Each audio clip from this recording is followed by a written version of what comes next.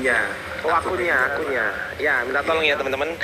Yang ada tanda love itu, nah itu ditekan. Oke, thank you. Ya.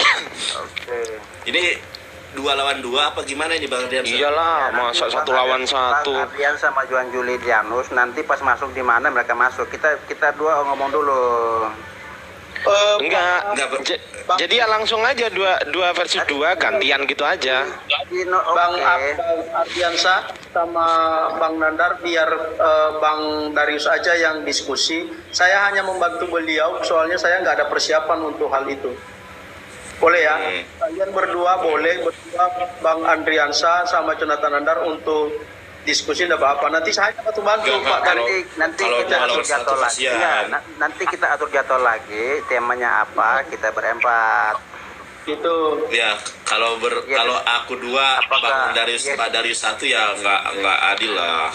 Ya, Iya. Didoakan. Menurut kata Jadi Nanda, aku ya nggak enak nih didoakan. sama Bang Ardianus sama Bang Julitinus nih, masa jadi obat nyamuk. Bang Ardiansa kan nabinya Nandar. Gini aja Pak Julitinus, gini aja. Untuk soal persiapan kan Bang Darius udah menyiapkan. Nah, tinggal nanti Bang Darius bilang ke Pak Julitinus, tolong bukakan ini. Nah, nanti Pak Julitinus yang bacain gitu aja. Silakan saja, enggak masalah. Itu tadi Ya. biar nanti kalaupun ada hal-hal yang ini ya saya nggak terlalu ini. Kita nanti usulkan lagi mana Kita tema yang diskusi kok. kita akan Diskusi santai aja, Pak. Diskusi santai aja. Nanti yang mau jawab ya silakan jawab. Mungkin Pak Julitinus bisa jawab ya biar Pak Julitinus, Pak Darius bisa jawab ya Pak Darius, Bang Nandar bisa jawab ya Bang Nandar. Gitu aja, santai aja. Nggak usah terlalu kaku ya. Santai aja. Kita kan debat-debat. Kalau debat, itu aja saya. kalau debat itu ya. Oke. Silakan bantu Pak Darius. Saya Gimana ini? Saya bagian tertawa aja. Ada yang ngetik di bawah, Ardiansa bagian ketawa aja gitu katanya. Wah, parah ini. Ini bagian apa ini? Ini maksudnya gimana nih? Enggak entar dulu disepakati dulu ini debatnya gimana? 2 lawan 2 apa? Ya 2 lawan 2. Tapi nanti Pak Julitinus kalau memang mau menyerahkan kepada Bang Darius, ya Bang Darius yang jawab. Tapi kalau nanti Pak Julitinus mau menjawab, ya jangan dilarang juga gitu loh. Tapi Iya, kita diskusi santai kok. Bukan debat Ya, diskusi santai. Kalau debat itu menjatuhkan argumentasi lawan, menyerang gitu kan. Ini nggak ada, kita santun aja, biasa aja. Iya, santai aja Jadi kita. Pak Julitinus ya biasa aja, santai. Anggaplah gini loh, anggaplah ini mengisi waktu luang setelah pipis gitu aja loh. Ini banyak ngomong, baterai udah lobet. Bang. Waduh, udah lobet lagi nih baterai nih. Waduh, udah lobet aja nih baterainya. Udah lobet aja. Nunggu loh, jam nunggu loh. Kemarin ya kan nggak ada kesepakatannya kan jam 8 Pak. Kalau jam 7 di sini belum isa. Gimana sih Pak? Oke, kita mulai aja lah, jangan lama-lama bicara, habis waktu nih. Ya udah. Oke, lanjut. Silakan Bang Nandar sama Bang Darius dulu. Nanti kalau ada pertanyaan saya bantuin gitu aja lah. Gampang nanti. Bantu buat kopi kayak apa? bantu buat ngetawain. Kalau Bang Nandar lucu, saya yang ketawain. Kalau Bang Darius yang lucu, saya juga ketawain. Saya timer ya. Berapa menit ini? 5 menit aja. Pakai timer nggak Bang Nandar? Kalau Gimana? Pakai timer nggak? Soalnya TikTok aja udah. Soalnya pakai kalau timer. gini, Kalau pakai timer berarti pakai ini nih, pakai match aja. Kalau pakai Ya, timer nggak usah ya. pakai tapi pakai Ya. match aja ya. Nih, Kan nih, 5 coba, menit coba, matchnya ya. kan? soalnya Yo. nanti Nandar Pakai itu match aja, matchnya 5 menit. Match aja ya. Iya, pakai Matchnya kan 5 menit. Match. Jadi 5 menit nanti dibagi Iya. berdua, terserah mau yang ngomong siapa. Oke? udah Iya. terima tuh. Oke, yuk. Oke. Nah, Ini. dan waktunya ya. Nah, Oke, silakan. ini, Siapa dulu nih? Pak Bang Darius dulu. Nandar, saya dulu, boleh. Oh ya udah, Muslim dulu ya. Iya. Ya Muslim dulu. Oke, lanjut. Dulu. Bismillahirrahmanirrahim. Assalamualaikum warahmatullahi wabarakatuh, kaum muslimin wal muslimat dan teman-teman Kristiani yang saya hormati. Pada kesempatan malam hari ini kita akan membahas sebuah tema yang sangat dirindukan oleh Bapak Pendeta Darius Gomez, yaitu Nabi Muhammad atau Paulus yang nabi palsu. Baik, langsung saja ke tema. Bismillahirrahmanirrahim. Kita kalau melihat di dalam Matius 7 nomor atau ayat ke-15. Baik. Tapi di sini nggak bisa digedein layarnya ya, kalau 4 ya nggak apa-apa deh. Tapi teman-teman bisa lihat ya. Nah, gede nih, bagus tuh, bisa kebaca. Di dalam Matius 7 ayat ke-15, waspadalah terhadap nabi-nabi palsu yang datang kepadamu dengan menyamar seperti domba, tetapi sesungguhnya mereka adalah serigala buas. Teman-teman, Yesus sudah mewanti-wantikan nih, bahwa setelah Yesus akan ada nabi-nabi palsu, yang nabi-nabi palsu itu akan mendatangi murid-murid Yesus. Akan datang kepada kalian, ya. Akan datang kepada kalian dan kemudian menyamar seperti domba.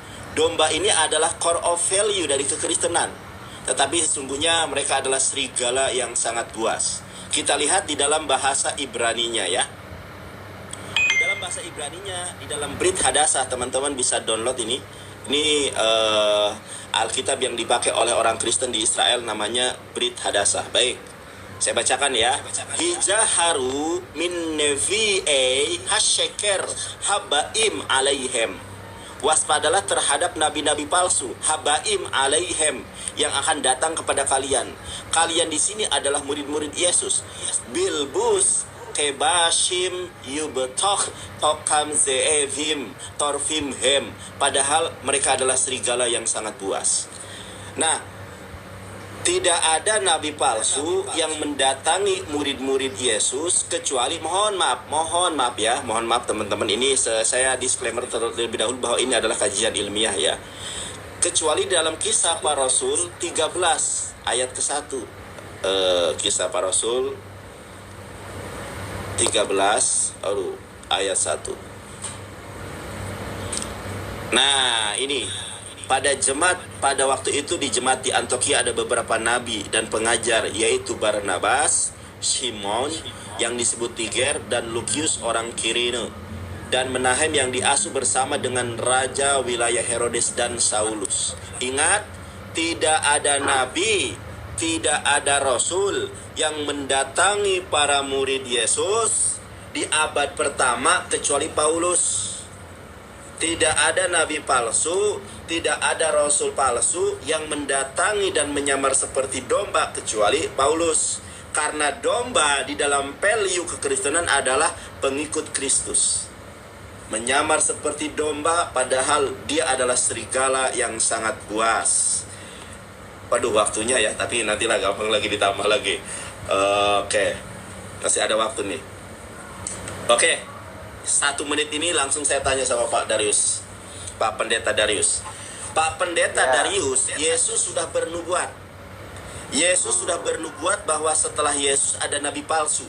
Dan ciri-ciri nabi palsu itu adalah menyamar seperti domba. Domba adalah value kekristenan. Orang Kristen. Padahal mereka adalah serigala yang sangat buas. Kalau kita lihat ayat berikutnya, pohon yang baik tidak mungkin menghasilkan buah yang buruk. Begitupun pohon yang buruk tidak mungkin menghasilkan buah yang baik. Ternyata nabi palsu ini track recordnya dulunya adalah nggak baik.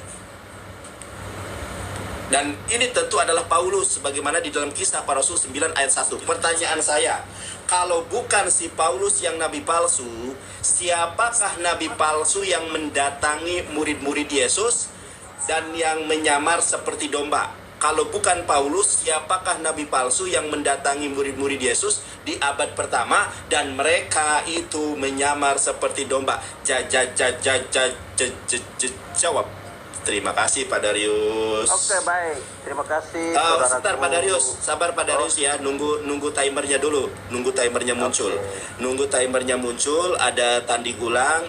Nanti di situ kita match lagi nanti waktu Pak Darius muncul. Ntar ya. Sabar, agak sabar. Nah itu ada itu. Nah, tanding ulang, silakan diterima biar muncul waktunya Pak Darius. Coba teman-teman diterima waktu ininya. Udah belum. Udah. Diterima. Aku udah terima. Nah, silakan. Nah, sip. Sudah muncul waktunya. Silakan Pak Darius. Silakan. Oke, Yuk. Bro Nandar yang saya hormati, saudaraku yang luar biasa, ada Bro Ardiansa dan juga Pak dosen, Pak Julitianus. Matius 7 ayat 15 itu tidak ada hubungan dengan Paulus, karena di dalam Matius itu tidak dikatakan Paulus itu nabi palsu, ya. Di dalam Kisah Para Rasul 13 ayat 1 ini juga narasi penulis bahwa di situ ada beberapa orang yang kumpul sebagai nabi. Ini narasi penulis. Sesungguhnya nabi palsu itu ada di ayat yang ke-6, bukan ayat yang pertama. Ya, nabi palsu itu ada di ayat yang ke-6. Pasal 13 ayat 6. Siapa nabi palsu itu? Saya baca buat Bro Nandar. Mungkin Bang Bro Julitianus bisa baca Kisah Rasul 13 ayat 6 sampai 7 ya.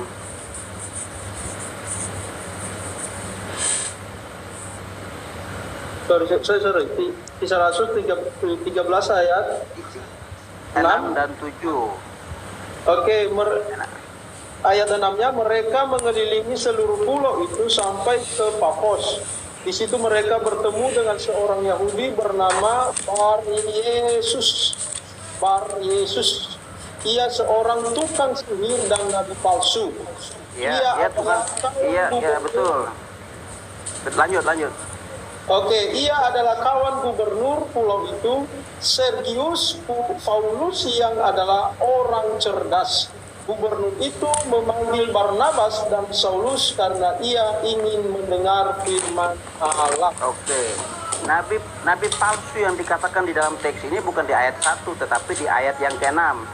Siapa namanya nabi palsu itu? Ia namanya Bar Yesus. Ia seorang tukang sihir dan nabi palsu. Jadi bukan Paulus yang nabi palsu, tetapi seseorang yang namanya Bar Yesus. Tetapi di ayat yang ke-7, di situ gubernur dari tempat Paulus berada itu memanggil Barnabas dan Paulus hanya untuk mendengar firman Tuhan. Jadi nabi palsu yang di sini bukan Paulus, bukan juga Barnabas, tetapi yang namanya Bar Yesus. Ini seorang Yahudi tukang sihir. Itu jawaban saya, Bang Nandar.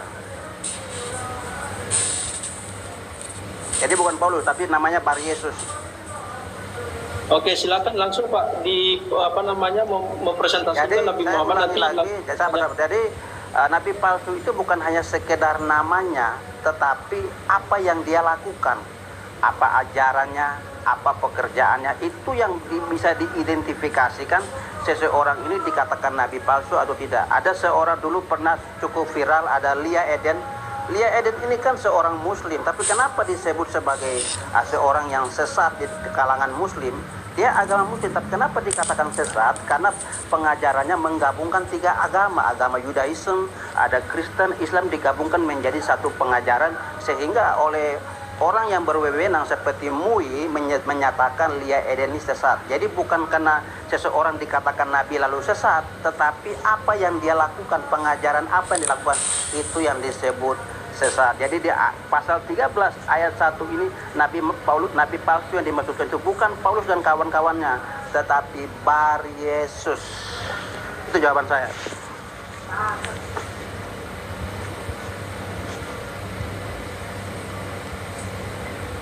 Masih ada waktu Pak, lanjut aja. Oke. Yang kedua, kita harus tahu dulu apa sih pengajaran Paulus? Apakah sama dengan, tapi waktunya masih udah sedikit ya, udah ini ya. Jadi Paulus itu sebenarnya bukan nabi, Paulus itu rasul. Dalam tulisan-tulisan Paulus yang dia kirim seperti Roma, Korintus, dia selalu menyatakan diri sebagai rasul. Paulus tidak pernah menganggap dirinya nabi, tapi Paulus menganggap dirinya rasul. Coba Bang Julitianus contoh baca di Roma pasal 1 ayat berapa itu, coba bisa lihat di situ. Contoh ya, kalau kita baca semuanya mah ya nggak bisa debat dong kita. Ayat 1 dan 2 situ baca.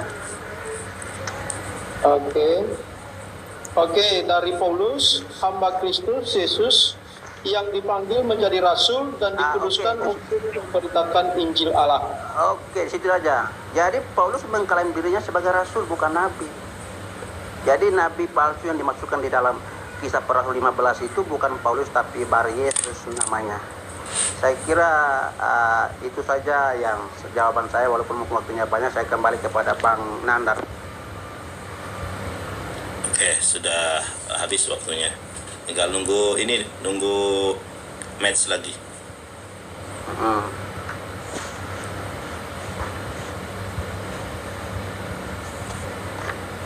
Kang Nandar tukar tempat. Nggak bisa, aku nggak tahu caranya tukar tempat gimana. Nah, ini tanding ulang lagi ya. Baik, mau tanding terus. Gimana caranya pindah tempat, guys? Nggak bisa, guys. Gimana? Aku bingung. Pak Yansa. Baik, ya. Oke. Pak Pendeta Darius tidak menjawab pertanyaan saya, Pak. Baik. Tadi mungkin sudah menjawab ya. Cuma saya rasa kurang relevan dengan apa yang saya tanyakan. Karena yang dimaksud oleh Yesus itu Matius 7 ayat ke-15, nabi palsu itu menyamar seperti domba.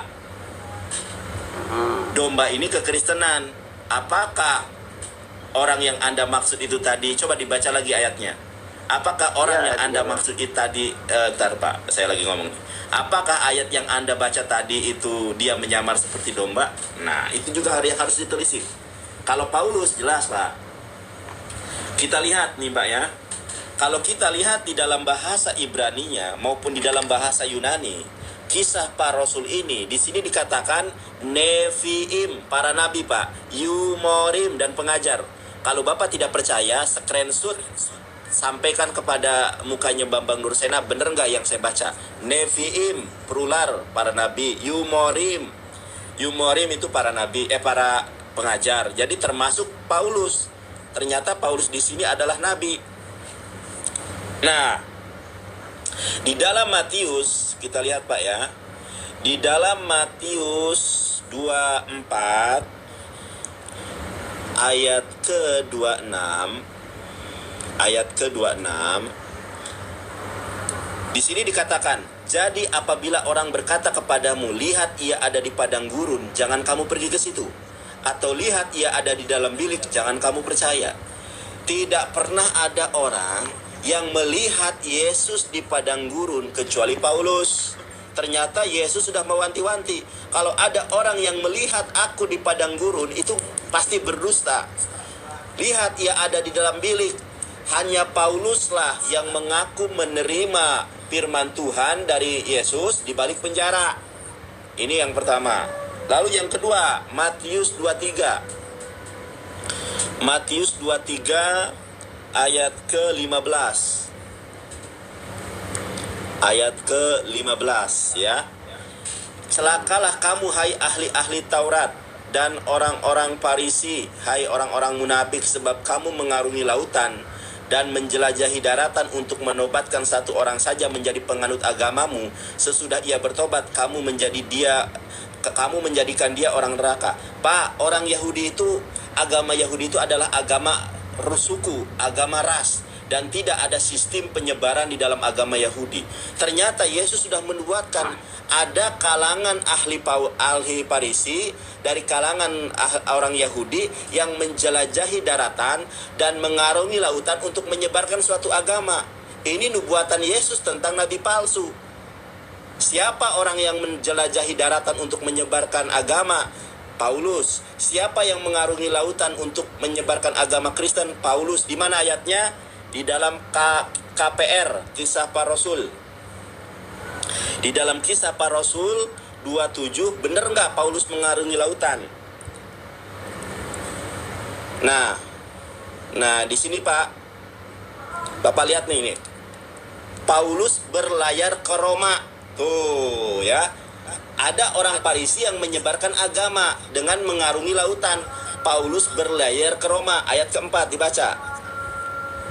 Ya, oleh karena angin Sakai kami berlayar dari situ menyusur pantai Siprus. Baik, jadi dari data-data yang saya sampaikan, yang menyeberangi lautan yang mengarungi lautan, yang menjelajahi daratan untuk menyebarkan satu agama, itu cuma Paulus.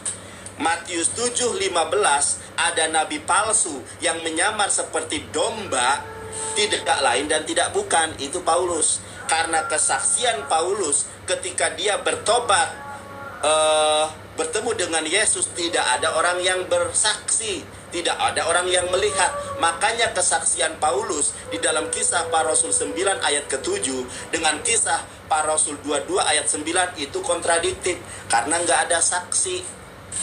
Oke, saya ulangi lagi nih. Siapakah nabi palsu di abad pertama yang menyamar seperti domba kalau bukan Paulus, Pak? Silahkan, Pak. Waktu saya tinggal 7 detik. Ntar kita tunggu beralih waktu. Oke, sudah selesai. Nanti Bang Ardiansa kalau mau nanggapi silakan ya. Nanti Pak Julitinus juga ya. Silakan ya. Biar Bang Ardiansa nggak ngantuk nih. Masa jadi obat nyamuk kan nggak enak saya.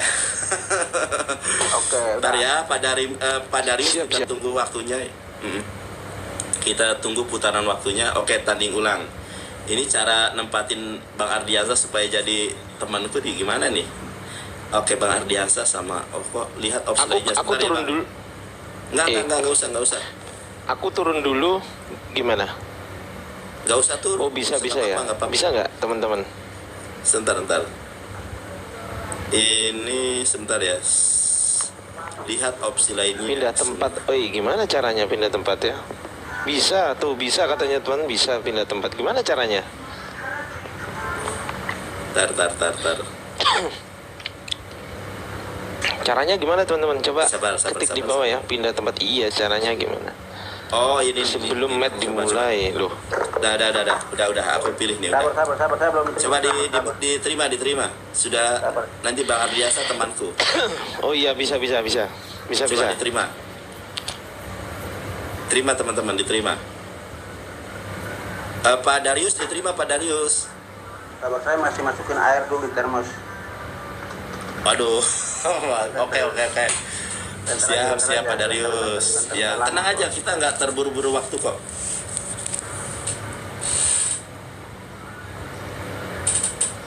Maksud saya tinggal diterima aja. Oh iya, belum waktunya ya, sebentar, nggak apa-apa.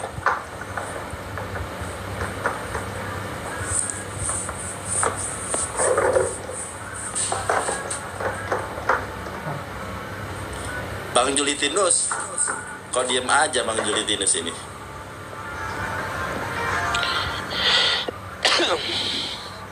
Silakan Prof. Nandar, silakan. Saya minta lagi. Enggak, ini Loh, waktunya kok ditolak? Waktunya Pak Darius. Saya minta lagi. Tar. Pak Darius jangan ditolak itu. Baik, sudah. Oke.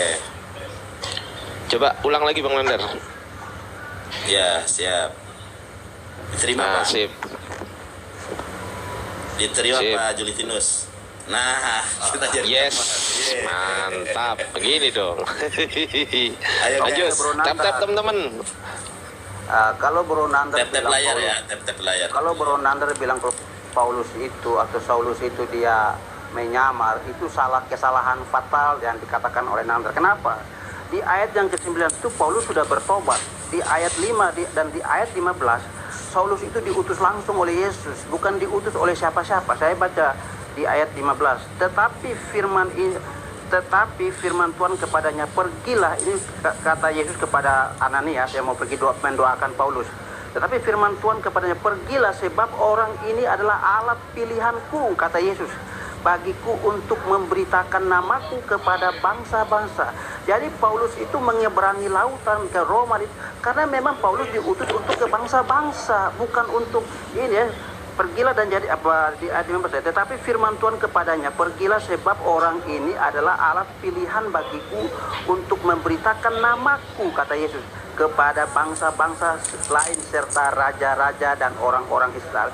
Yesuslah yang mengutus Paulus. Lalu bagaimana Nandar berkata Paulus itu nabi palsu? Saya kira ini sebuah kekeliruan ya. Lalu Nandar memang mengawinkan sebuah ayat yang berbeda di Matius pasal 7. Matius pasal 7 itu tidak hanya berhenti di ayat 7, ayat 15, tapi selanjutnya ayat 16.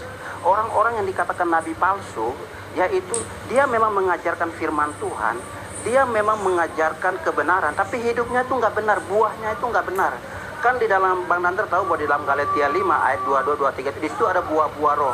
Orang yang hidup benar itu memiliki buah roh, tetapi orang yang hidup nggak benar itu sebelum ayat 22, 21, 19 sampai 21 itu ada, saya baca dulu ya. Buah itu berbicara tentang sikap orang. Coba Julitian baca di Galatia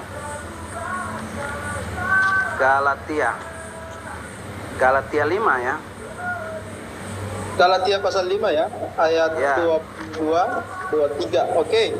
Tapi Tetapi ayat sebelumnya, baca ayat sebelumnya juga. Oke, baca ayat 21.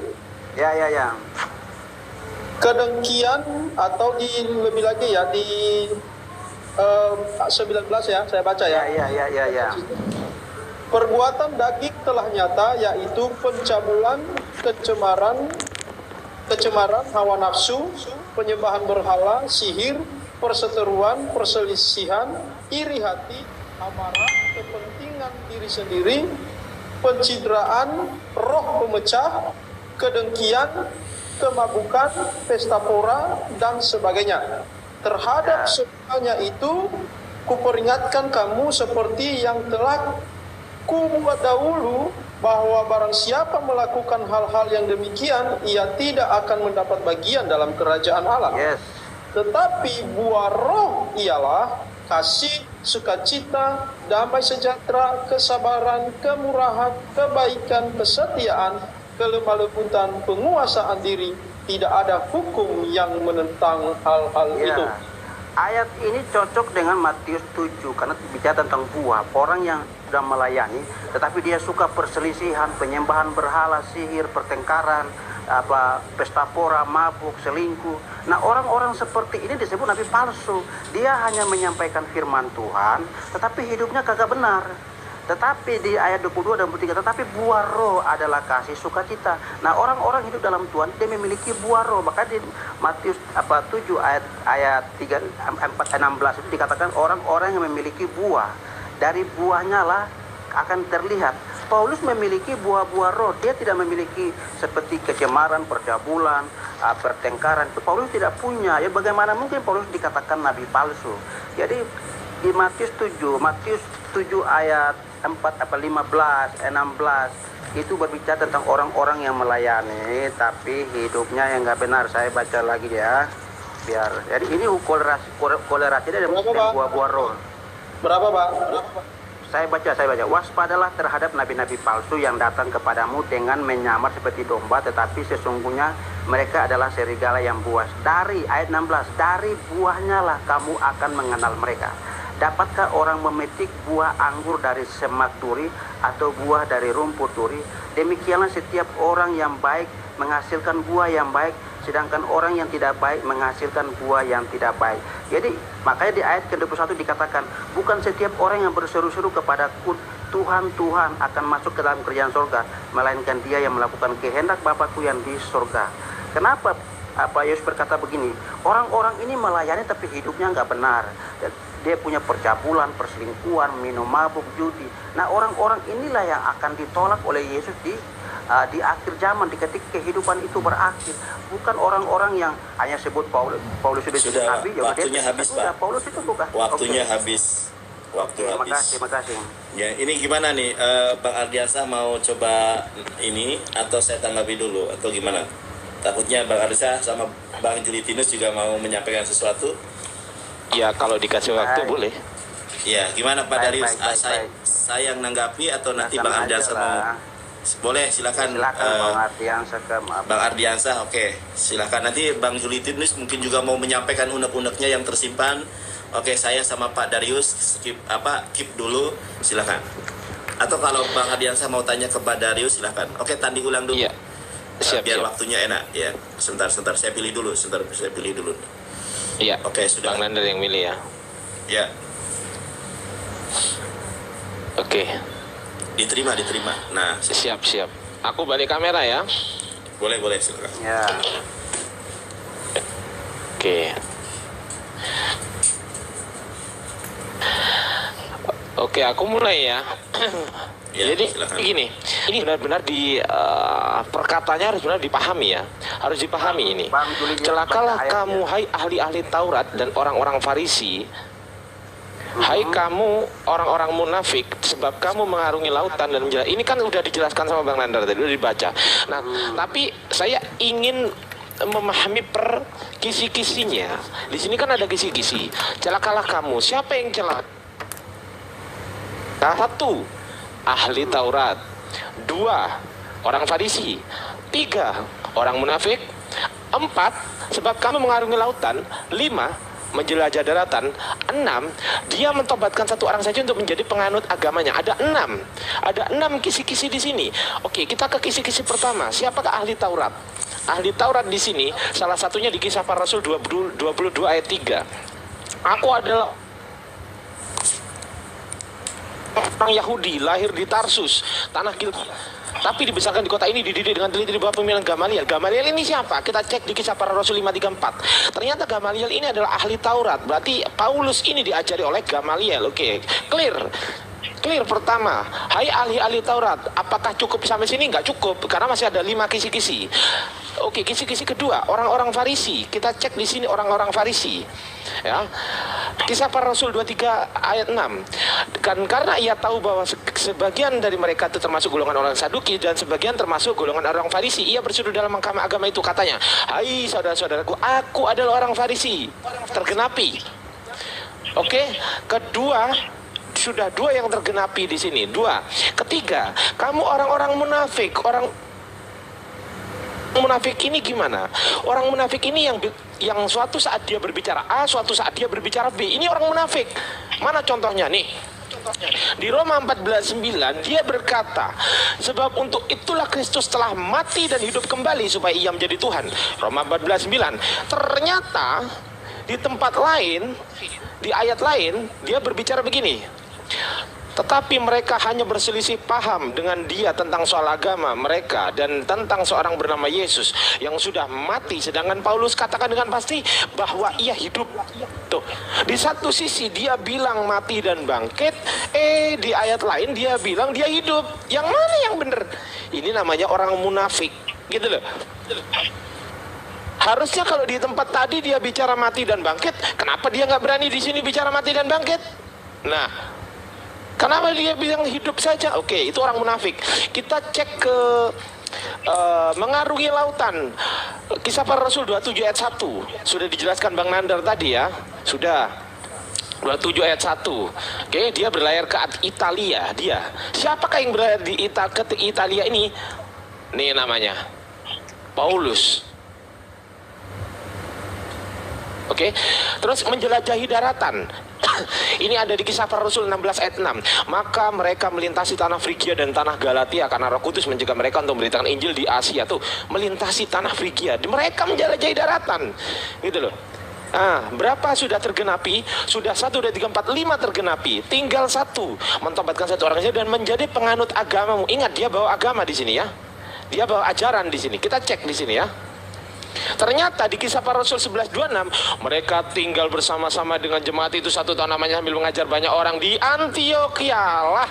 Murid-murid itu untuk pertama kalinya disebut Kristen. Oke, saya ingin menunjukkan satu hal, bahwasanya Nabi Muhammad itu mempunyai banyak sekali mukjizat. Oke.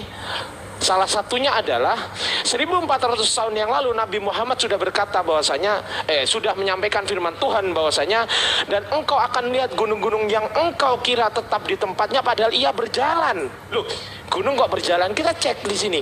Ternyata di eos.org di sini, mountains way to the seismic song of earth. Mana gambarnya nih? Ternyata gunung-gunung bergerak. Tuh. Berjalan ini setiap waktu berjalan. Antarnya gunung-gunung dengan peneliti. Lihat kedengaran. Ian, ini nggak bisa lama-lama. Pertanyaan saya, berarti ini kemudian bisa dibuktikan secara sains. Silakan, lanjut. Ya. Oke, terima Bang. kasih Bang Ardiansa. Sebentar ya. Pak Darius sebentar, belum waktunya belum diputar, baru sabar ya. Bang Kita Juli kan diskusi mau satu. tambah sedikit sebelum saya Iya, ini. boleh. Silakan. Iya, tenang aja.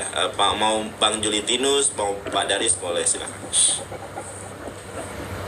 Sebentar ya, tanding ulang lagi.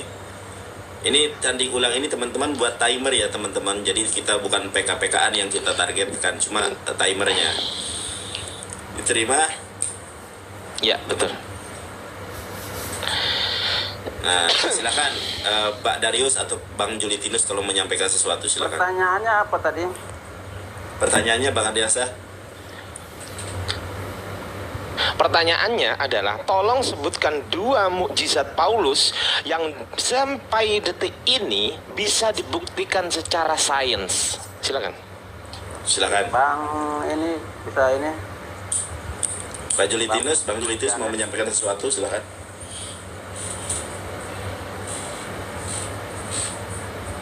Suaranya nggak ada Pak Julitinus. Oh sorry, oke.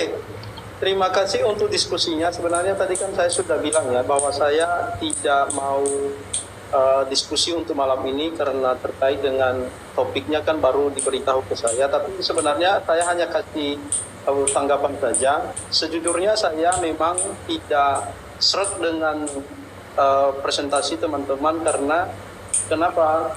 Karena itu tidak melakukan pembuktian secara ilmiah terkait pendapat-pendapat Bang Nandar dan juga Pak Ardiansa, di mana hanya menggabungkan ayat-ayat Alkitab dan itu dijadikan sebagai argumentasi untuk menyerang iman orang lain, dan itu penafsiran yang dangkal terhadap iman Kristen di mana menggunakan ayat-ayat itu untuk kepentingan pribadi.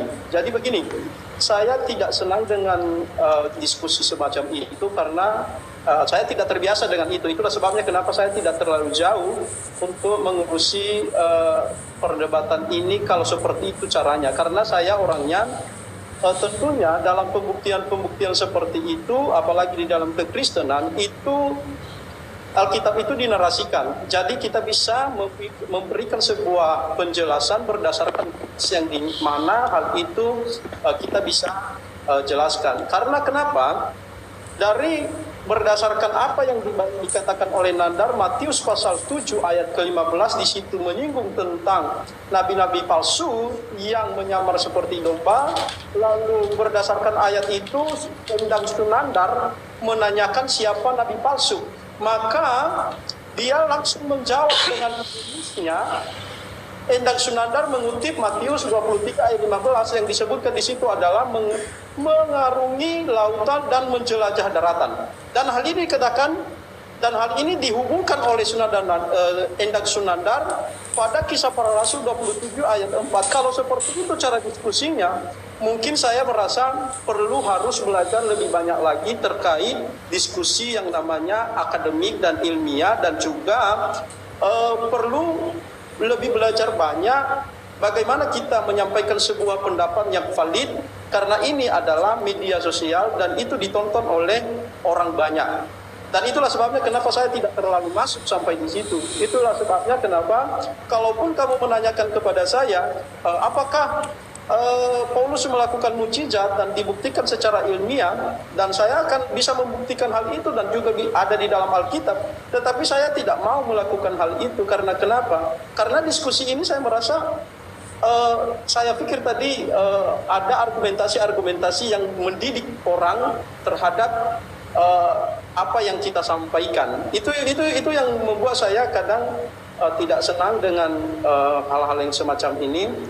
Saya jujur dalam hal ini, itulah sebabnya mungkin nanti seterusnya saya hanya membantu Pak Darius seperti apa yang saya bilang tadi, bahwa saya tidak mau ikut diskusi terhadap topik yang semacam ini dan gaya yang semacam ini.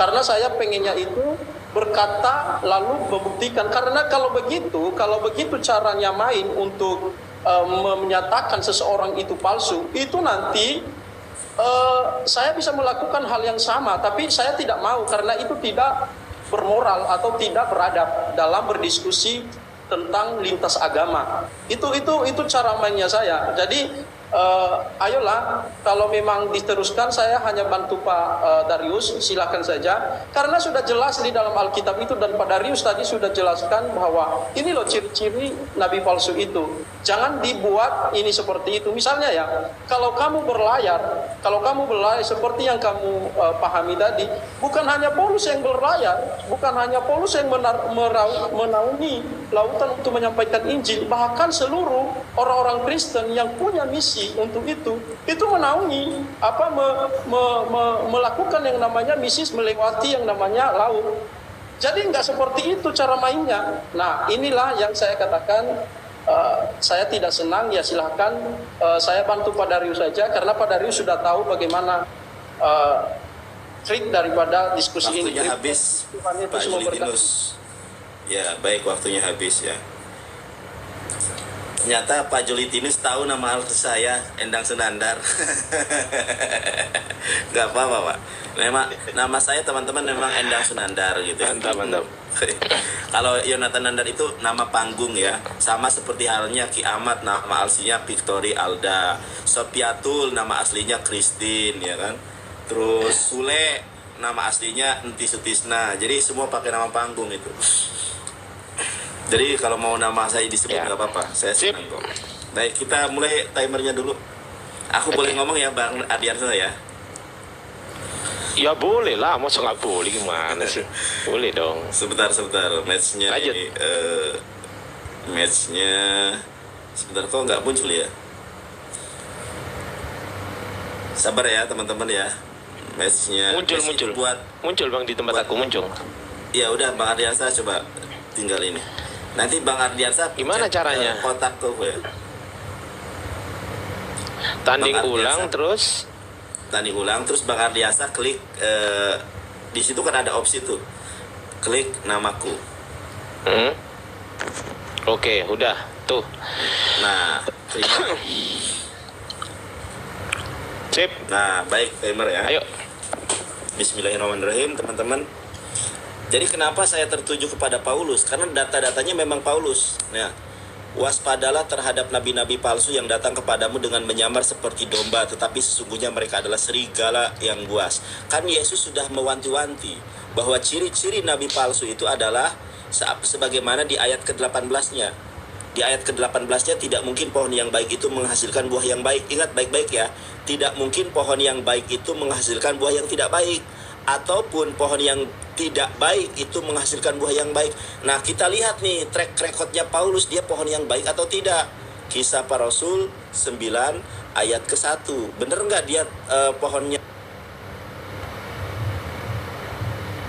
Kobar-kobar hati Saulus untuk mengancam dan membunuh murid-murid Tuhan Yesus yang menghadap imam besar. Ingat teman-teman ya, tidak pernah ada nabi yang track recordnya buruk. Ada rasul yang track recordnya buruk, nggak ada. Ya, Nabi Muhammad sejak kecil gelarnya Al-Amin, sebagaimana disebutkan di dalam kitab Wahyu pasal ketiga ayat ke-14. Ho amin, ya, ketis yos tauteo. Al-Amin adalah permulaan dari ciptaan Allah.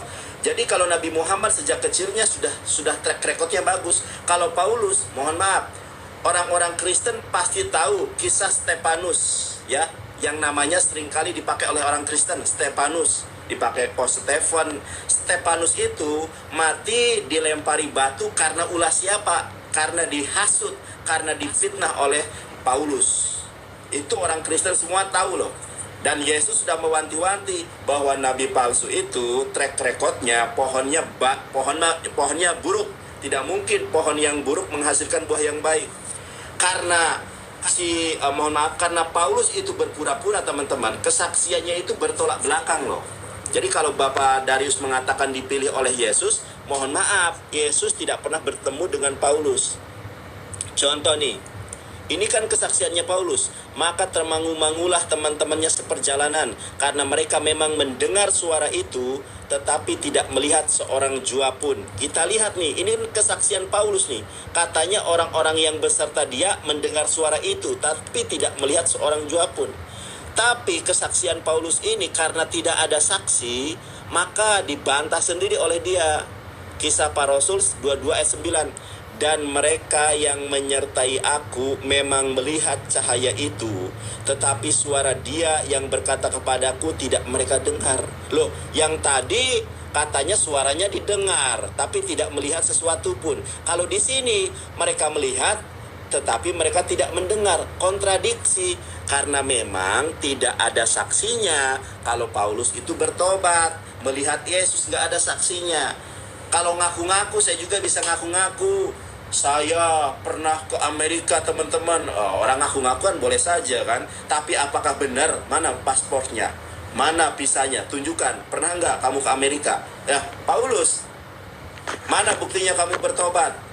Oh, saya orang yang berserta saya melihat suara itu, tapi tidak mendengar. Ditanya lagi nanti sama Bang Ardiansa, Bang Nandar, apa buktinya? Orang yang bersamaku itu melihat suara itu, melihat sosoknya, tapi tidak mendengar. Loh, ketika berbicara dengan Bang Juma, ceritanya lain misalnya. Ketika ceritanya sama Bang Ardiansa, ceritanya lain. Itu kan otomatis karena ada kebohongan di dalamnya. Makanya Yesus mengatakan, si nabi palsu ini menyamar seperti domba. Bahkan Yesus mengatakan bahwa tingkah dari Paulus juga itu kemudian dipercayai oleh murid-murid Yesus yang lain. Nih teman-teman ya, bahwa orang-orang pilihan juga akan terpengaruh oleh Paulus. Sebab Mesias-Mesias palsu dan nabi-nabi palsu akan muncul, dan mereka akan mengadakan tanda-tanda yang dahsyat dan mukjizat-mukjizat. Salah satu mukjizat Paulus yang diakui oleh orang Kristen adalah menghidupkan orang mati. Sehingga kiranya mungkin mereka menyesatkan orang-orang pilihan juga. Makanya Barnabas percaya sama Paulus. Kenapa Barnabas percaya sama Paulus? Karena nubuatan Yesus, orang-orang pilihan juga akan disesatkan oleh Paulus, gitu loh. Sekarang saya kembali bertanya kepada Pak Darius ya, karena Pak Julitinus tidak mau berdebat katanya. Pak Darius, saya mau tanya sama Anda, siapakah nabi palsu yang mendatangi murid-murid Yesus dan nabi palsu itu menyamar seperti domba? Kalau bukan Paulus, siapa dia? Terima kasih, silakan dijawab. Nandar, ternyata belum timernya, belum Pak, sabar. Belum timernya ya, sabar. Baik. Bang Ardiansa mulai lagi Bang, kalau sudah muncul nanti. Ya, jangan lupa pertanyaan saya tadi dijawab ya, Pak Darius ya. Iya, jangan lupa. Iya juga. Iya. Enggak apa-apa. Jadi dua pertanyaannya. Enggak apa-apa, dijawab aja. Tunggu. Aku mulai ya. Nandar dulu. Iya. Tunggu. Menanggapi Oke, Pak. Pernyataan Nandar dulu. Ya, Iya, silakan. Diterima dulu dong. Diterima, Pak. Terima dulu Pak Julitinus. Udah. Belum. Pak Julitinus kayaknya marah banget sama sip. aku deh, maaf. Pak Julitinus, mohon maaf ya. Aduh, kok kayak marah banget sampai. Oke. Terima kasih Bro Nandar. Bro Nandar ini kan seorang praktisi hukum. Tetapi saya melihat dalam analisis data, kerangka berpikir tidak terukur dan sistematis. Anda harus lihat dulu, Paulus memang berkobar-kobar untuk membunuh para muridnya, itu di ayat 1, 2, dan 3. Tetapi di ayat ke-4 dan 5, di situ Paulus berjumpa dengan Yesus. Ya, Anda tidak percaya, mungkin Tuhanmu tidak bisa menampakkan diri kepada manusia, tetapi Tuhan saya sangat bisa. Ya, itu beda itu ya. Tuhan saya sangat bisa untuk menampakkan diri karena dia maha hadir. Kenapa? Di dalam Matius 28 ayat 20, di situ Yesus berkata, aku akan menyertaimu sampai akhir zaman. Yesus menyertai. Maka dengan demikian Yesus menampakkan diri kepada Saulus, dan di ayat 15 itu Saulus diutus. Jadi itu yang pertama. Dan yang kedua, kontradiksi yang Bang Nandar sampaikan di dalam Kisah Para Rasul 9 ayat 7 dan 22 ayat 9 ya. Ayat 22 ayat 9 dan Kisah Para Rasul 9 ayat 7 itu tidak kontradiksi ya, tidak kontradiksi. Kenapa saya bilang tidak kontradiksi?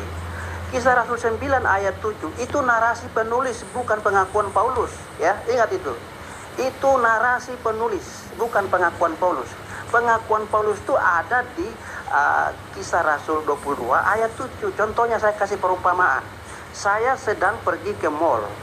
ketemu dengan Bang Nandar. Saya melihat Bang Nandar ini sedang berjalan dengan seorang wanita bergandeng di belai kepalanya mungkin dijajanin. Secara saya berpikir ini pasti pacarnya Nandar. Saya berpikir dalam pola pikir saya, pandangan saya. Tapi ketika saya bertemu dengan Nandar, bro, ini pacar ya? Oh bukan, adik saya. Karena memang dia orangnya manja sejak kecil. Jadi saya kacamata saya kira itu pacarnya Nandar. Tetapi ternyata pengakuan Nandar bukan, itu adik saya. Jadi perbedaan di dalam Kisah Rasul 9 ayat 7 itu narasi dari penulis, bukan Paulus ya. Itu beda itu. Ya. Dan juga di dalam Kisah Rasul 22 ayat 9 itu baru pengakuan Paulus. Tentu namanya narasi penulis dan pengakuan Paulus pasti ada perbedaan karena penulis menulis dari kacamata dia. Kalau Paulus bersaksi tentang pengalaman pribadi, itu akan membuat berbeda. Jadi sebenarnya tidak berbeda, saling melengkapi karena sudut pandang yang cerita.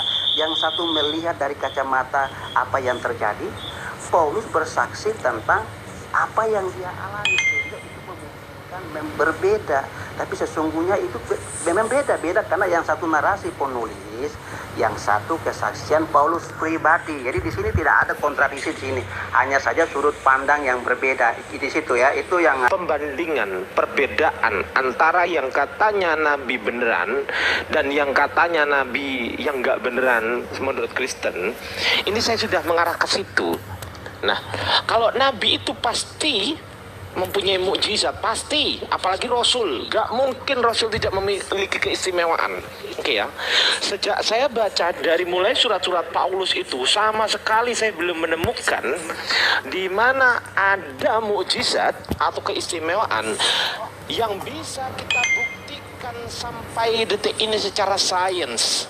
Ya, contoh. Ini saya kasih contoh. Saya tadi sudah memberikan contoh. Saya senang mengabarkan Al-Quran ya, karena saya orang Islam. Ya. Bismillahirrahmanirrahim. Dan engkau akan melihat gunung-gunung yang engkau kira tetap di tempatnya, padahal ia berjalan seperti awan berjalan. Kalau kita melihat awan berjalan itu kayaknya ya nggak berjalan. Kan kita di sini, awannya di atas. Kayaknya diem kan gitu kan. Tapi ternyata teman-teman, Allahu Akbar. Nih penelitian ini ya, sains ini. Mountain sway to the seismic song of earth. Ini dari ios.org. Ini bukan Wikipedia, bukan Blogspot, bukan WordPress, bukan. Kita cek narasi dia di sini. The movement are small on the order of nanometer at the baseline 2 mm. Apa sih artinya? Oke, pergerakannya sangat kecil ini ya. Artinya adalah pergerakannya kecil dalam urutan nanometer pada garis dasar hingga milimeter. Tuh, satu. Kemudian yang kedua, ini ya, ini pergerakannya ya. Kalau teman-teman ingin tahu, tuh pergerakannya seperti ini kalau dicepetin, tapi nggak mungkin kan gunung geraknya gini. Oke, kita cek di sini. Saya suka bahas-bahas ini, membandingkan pergerakan di puncak gunung dengan pengukuran dari seismometer, referensi di dasarnya. Para peneliti mengemukakan bahwa puncak bergerak lebih banyak daripada di pangkalan. Tuh, bergerak nanya gunung ini. Masya Allah, Masya Allah. Ini Quran 1400 tahun yang lalu yang disampaikan oleh Allah kepada malaikat Jibril dan disampaikan kepada Nabi Muhammad, dan Nabi Muhammad sampaikan kepada kita semua. Ternyata terbukti secara ilmi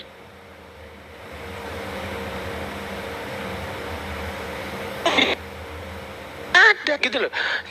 Ini baru satu. Kedua nih, surat At-Tur, dan demi lautan yang dipanaskan di dalamnya ada api. Kita cek tuh, Deep Ocean Education Project ya, deepoceaneducation.org. Tuh, oke, kita lihat di sini teman-teman. Ternyata laut di dalamnya ada api.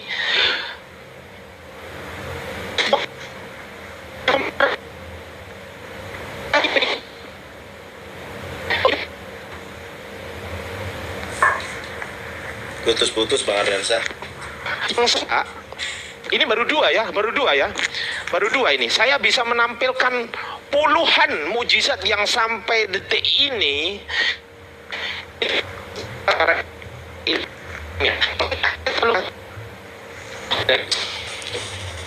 Catnya, lalu beritahu saya data sainsnya seperti yang telah saya lakukan. Saya minta 2 saja. Pembuktian bahwasanya Paulus itu belum selesai kok, baik. Ini loh, ada waktunya ini loh. Lanjut. Keburu aja, oke baik. Ya udah lanjut deh, silakan Bang Pak Darius. Nggak, pertanyaannya apa Bang Ardiansa? Pertanyaannya, tolong tunjukkan kepada kita umat Islam mukjizat Paulus yang sampai detik ini bisa kita buktikan secara sains. Tunjukkan ayatnya, lalu tunjukkan data saintisnya. Silakan. Oke, makasih. Belum ya? Timernya gimana nih timernya nih? Nah ini aku nih bisa nih. Tuh. Sip. Silakan Pak Darius. Ya, makasih Bang Ardiansa. Seseorang dikatakan nabi bukan harus ada mujizat, karena setan pun bisa buat mujizat, ya. Setan pun bisa buat mujizat, tetapi seseorang dikatakan nabi benar atau tidak dilihat dari pengajarannya. Pengajarannya benar atau tidak, ya. Kalau hanya buat mujizat, jangankan jangankan Allah, Tuhan pun, tetapi kadang Tuhan membiarkan itu terjadi untuk menguji hati orang. Apakah orang itu hati tetap berpaut? Saya lupa ayat itu, mungkin Pak Julian bisa bantu. Tuhan membiarkan itu untuk menguji hati orang. Apakah orang itu berpaut kepada iman, atau dia atau dia tetap berpaling kepada mujizat palsu. Karena nabi palsu pun bisa membuat mujizat palsu. Mujizat palsu itu tidak harus datang dari seorang nabi dari Tuhan, ya. Jadi kalau yang kedua, Paulus membuat mujizat itu membangkitkan orang mati, menyembuhkan orang sakit. Cuma itu yang Paulus buat. Paulus tidak membuat seperti Nabi Muhammad katanya membela bulan, tetapi sampai hari bulannya masih utuh, ya, tidak bisa dibuktikan juga. Kalau memang Nabi Muhammad kalau memang Nabi Muhammad pernah membela bulan, mana buktinya? Buktinya bulan tetap utuh, nggak bela gitu, ya. Tetapi kalau kita mau dibuktikan secara sains, memang nggak ada buktinya. Kalau memang pernah Nabi Muhammad membela bulan, buktinya mana? Nggak ada. Ya, itu cuma hanya dongeng-dongeng saja. Jadi Saya baca apa ya? Saya baca ayatnya ya. Yang tadi terkait dengan di Yeremia pasal 17 ayat 10 dikatakan di sana, aku Tuhan yang menyelidiki hati, yang menguji batin untuk memberi balasan kepada setiap orang setimpal dengan tingkah langkahnya, setimpal dengan hasil perbuatannya. Itu, Pak. Enggak, itu Tuhan membiarkan nabi-nabi palsu membuat mujizat untuk menguji hati orang, ya. Itu silakan. Sambil nunggu, ya. Jadi sebuah mujizat itu tidak bisa dikatakan dari Tuhan. Setan pun bisa, ya. Setan pun bisa. Di kampung saya, bapak saya pun bisa terbang. Apakah saya bisa katakan dia nabi? Di sini di orang alur itu bisa terbang. Apakah saya bisa katakan dia nabi? Ya, ada dalam di alur itu orang bisa jalan di laut. Apakah saya bisa katakan nabi? Tidak. Itu karena ada pakai ilmunya. Jadi mujizat bukan menjadi tolak ukur kebenaran, tapi pengajaran itulah yang menjadi tolak ukur kebenaran seseorang. Nah, apakah Paulus disebut rasul atau tidak? Dilihat dari pengajaran. Tadi saya sudah katakan pengajaran, ya. Yang pertama tadi bahwa Paulus mengajarkan monogami. Yesus pun mengajarkan tentang monogami. Yesus mengajarkan baptisan di dalam Matius 28 ayat 19. Di dalam Kisah Para Rasul 19 ayat 5 dan 6. Di situ Paulus juga dibaptis. Paulus membaptis, ya. Yang pertama Yesus dengan Paulus mengajarkan monogami, Yesus mengajarkan baptisan, dan Paulus juga membaptis. Pertanyaan, apakah Muhammad mengajarkan monogami? Apakah Muhammad mengajarkan baptisan? Enggak. Itu kan rasul dari Tuhan yang lain, kan saya tidak bisa perbandingkan. Yesus melakukan perjamuan kudus di dalam Matius 26 ayat 26 dan 28. Paulus pun melakukan perjamuan kudus di dalam 1 Korintus 11 ayat 25, ayat 23 dan 25. Itu tentang perjamuan kudus. Paulus menginjili sebagaimana perintah Yesus dalam Matius 28 ayat 29 sampai 20. Itu perintah Yesus untuk menginjili kepada bangsa-bangsa, dan Paulus menyeberangi laut hanya untuk menginjili. Itu artinya Paulus meneruskan pengajaran Yesus. Dan metode-metode pengajaran Yesus seperti mengajar di sinagoga-sinagoga dilakukan Paulus juga. Di mana itu? Saya baca. Pak Junitianus coba bisa baca, ya. mengajar di Paulus mengajar di bait. Sabar, saya masih Narasinya aja, narasi. Matius 4 ayat 23 sampai 24. Matius 4 ayat 24 sampai 20. Matius 4 20. 23 dan 24. Oke, begini firman Tuhan. Yesus pun berkeliling di seluruh Galilea. Ia mengajar dalam rumah-rumah ibadat dan memberitakan Injil Kerajaan Allah serta melenyapkan segala penyakit dan kelemahan di antara bangsa itu.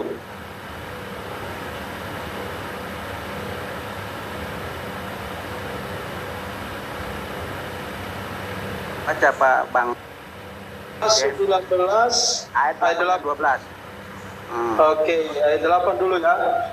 Selama 3 bulan Paulus mengunjungi rumah ibadat di situ dan mengajar dengan berani. Oleh pemberitaannya ia berusaha meyakinkan mereka tentang kerajaan Allah. Ayat 12. Bahkan orang membawa sepatungan Sapu atau tangan. kain yang pernah dipakai oleh Paulus dan meletakkannya atas orang sakit, maka lenyaplah penyakit mereka dan keluar roh jahat. Kalau Bapak mengatakan Musa pernah membunuh Bani Israel, itu Musa tanpa tujuan untuk membunuh, karena memang Musa kuat ketika Bani Israel dianiaya, dizolimi, Musa menonjok, bukan membunuh. Kalau Paulus sengaja niatnya membunuh, ina'malu biniat, niatnya memang membunuh. Tidak ada Pak, coba Bapak cari Nabi Israel, Nabi dari keturunan Ismail, tidak ada yang mantan pembunuh Pak. Nabi Muhammad sejak kecilnya digelari Al-Amin. Bahkan gelar Al-Amin yang melekat pada Nabi Muhammad diabadikan di dalam kitab Wahyu pasal 3:14. Saya tunjukkan ayatnya, Wahyu 3:14. Ya, Wahyu 3:14. Nih. Wahyu 3:14, Kaito angelo tes eklesias laodikion grapson tade legei ho amen ho martus ho pistos kai aletinos he arke tes ketisios tauteo. Ternyata Nabi Muhammad itu adalah saksi yang setia dan benar, permulaan dari ciptaan Allah. Jadi Nabi Muhammad lebih mulia daripada Yesus, lebih utama. Tapi kita tidak membahas tentang Yesus, kita membahas tentang Paulus. Sekarang saya ulangi pertanyaan saya. Kalau Bapak tidak mengakui bahwa Nabi palsu ini adalah Paulus, sebutkan Nabi palsu dengan kriteria yang disebutkan oleh Yesus bahwa dia menyamar seperti domba. Siapa Nabi palsu di abad pertama? Betul Pak, masih ada 18 detik. Siapakah Nabi palsu di abad pertama yang mendatangi murid-murid Yesus? Dan si Nabi palsu ini menyamar seperti Kristen. Jawab. Terima kasih. Baik. Waktunya belum Pak. Sabar. Jadi teman-teman, kita PK ini untuk menunjukkan timer ya. Nah, sebentar Pak ya. Tunggu dulu, belum muncul. Saya jawab satu-satu ya. Nanti Ya, ini sabar. kurang teliti. Baik, silakan. Timernya, waktunya PK-nya diterima biar ada muncul timer. Sabar. Pak Julitinus, Pak Darius, Pak Ardiansa, silakan Pak Darius, sudah muncul waktunya Pak. Dijawab ya. Dan temanku ya, itu datanya dibaca baik-baik itu. Kisah para 9 ayat 7, maka termangu-mangulah teman-temannya. Kalau Paulus yang mengaku, dia akan berkata teman-temanku.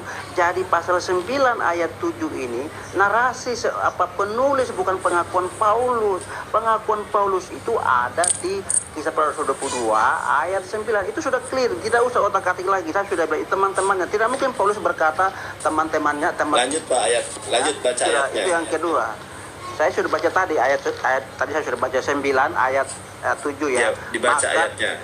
Maka termangu-mangulah teman-temannya. Masa Paulus menulis teman-temannya? Pasti dia bilang teman-temanku ya.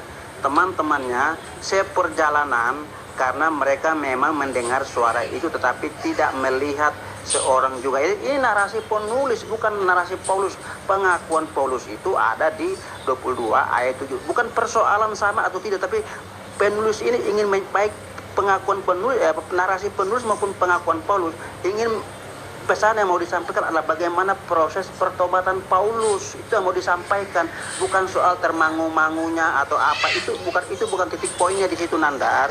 Ya. Paulus memang sebelumnya itu dia pembunuh, tetapi ingat, pembunuh yang sudah bertobat, ya. Bukan tokoh agama yang jadi pembunuh, ingat.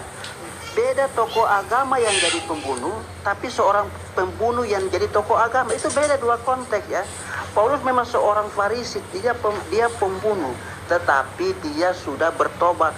Di dalam pasal 9 ayat 1 dan 2 dan 3 ini, Paulus memang ingin pergi membunuh jemaat di Damsyik, tetapi dalam perjalanannya dia berjumpa dengan Yesus. Anda bilang, bagaimana mungkin Yesus berjumpa dengan Paulus?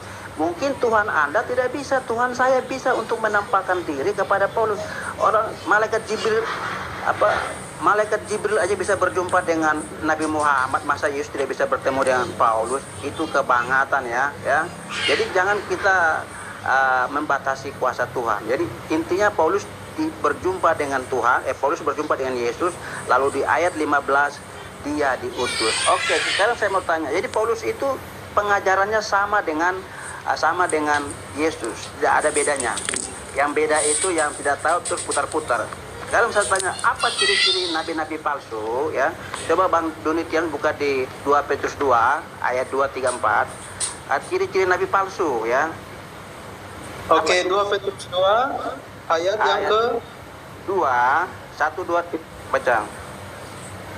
Oke, saya baca, ya. Mulai dari ayat keduanya, ya. Banyak orang akan mengikuti cara hidup mereka yang dikuasai hawa nafsu, dan karena mereka jalan kebenaran akan dihujat. Dari ayat 1. Oke, dari ayat 1. Sesungguhnya nabi-nabi palsu dahulu tampil di tengah-tengah umat Allah. Demikian pula di antara kamu akan ada guru-guru palsu. Mereka akan memasukkan pengajaran-pengajaran sesat yang membinasakan. Bahkan mereka akan menyangkal penguasa yang telah menebus mereka. Dan jalan demikian segera mendatangkan kebinasaan atas diri mereka. Nabi palsu itu tidak mengakui kematian Yesus, ya. Itu ciri-cirinya. Salah satu pertama nabi palsu itu menyangkal penebusan di dalam Yesus Kristus. Itu pertanyaan kedua. Nabi palsu yang kedua itu pengajarannya seks oriented, ya. Dalam pengajaran itu hawa nafsu. Kalau hawanya yang nafsu beda, ini hawa nafsu. Coba baca ayat 2. Yang kedua, banyak orang akan mengikuti cara hidup mereka yang dikuasai hawa nafsu. Iya. Dan karena mereka jalan kebenaran akan dihujat. Betul. Jadi ciri yang kedua nabi palsu adalah hawa nafsu, artinya seks menjadi sebuah dasar pengajaran, atau hawa nafsu bagaimana percabulan, perselisihan, itu menjadi salah satu ciri pengajaran nabi palsu. Kalau kita saya kritik. Kalau kita mengajar melihat surga Islam dan surga Kristen sangat beda. Surga Kristen itu surga maha kudus, tetapi surga Islam surga yang penuh dengan seks. Ini sudah membeda. Ini timernya Pak sudah selesai, Pak. Waktunya sudah habis. Baik, Bang Ardiansa, mungkin kalau mau bicara timernya dulu, apa TikTokan saja ini? Pakai timer tetap atau pakai TikTokan aja ya? TikTokan aja ya? Biar gimana TikTokan aja? Iya, kalau sudah ya sudah. Nanti kalau gimana? Pak Darius mau ngomong, gimana terserah ini Pak Dariusnya. TikTokan ya, kalau aku setuju deh TikTokan. Kalau TikTok saya pertama udah ya? ya, Bang Nata. Aku ya? Oh siap. Silakan. Ada beberapa hal sebenarnya akan saya tanggapi nanti. Silakan Pak Ardiansa dulu. Saya ingin sedikit membantah aja sih. Jadi nanti dilanjutkan oleh Bang Nandar ya. Saya mungkin dikit aja ya Bang Nandar ya. Banyak juga nggak apa-apa Bang. Silakan. Bebas. Ya, tadi katanya nggak ada buktinya bulan retak. Gimana ini? Earthmagazine.org, bukan WordPress, bukan Blogspot, bukan Wikipedia. Oke? Earth magazine. Earth, the science nih behind the headlines. To NASA spacecraft reveal ancient retakan kuno, underground cracks retakan kuno from moon's formation. artinya apa sih? Nah ini nih, biar enak ya kan, biar bisa dipahami.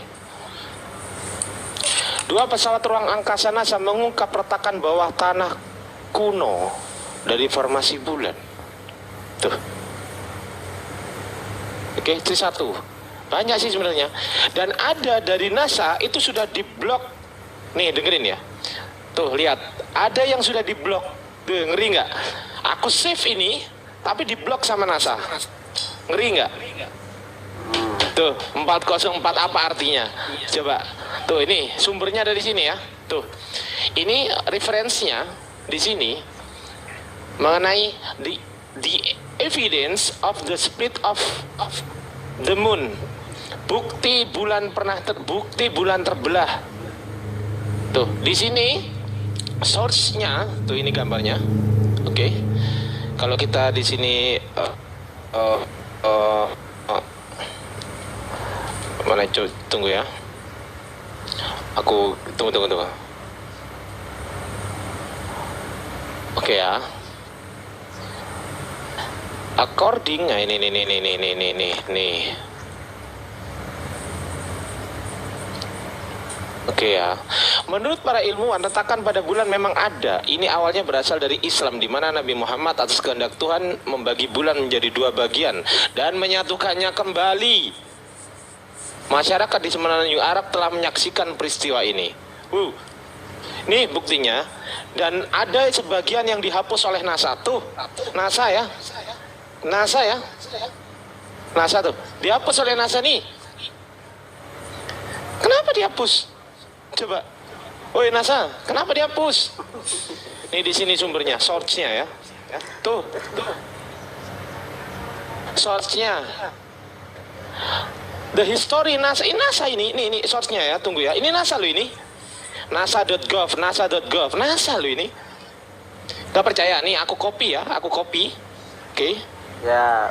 Aku copy, salin, aku paste di sini. Tunggu dulu, aku paste di sini. Kita cek apa yang terjadi. Tuh. Udah diblok aja sama NASA.